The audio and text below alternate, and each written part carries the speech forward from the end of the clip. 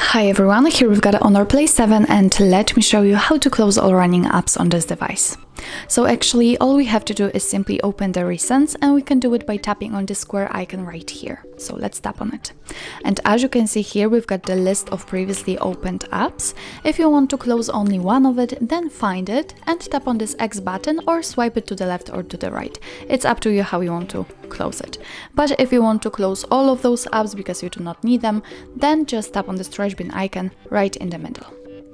As you can see, we just got back to our home page, and our device is telling you that the memory has been cleaned successfully. So let's check it. Let's open the recents again. And here we've got no recent apps, so it means that we successfully closed all background apps. So that's all. This is how to close running apps in your Honor Play 7. Thank you so much for watching, and if you find that this video was helpful, please hit the subscribe button and leave the thumbs up.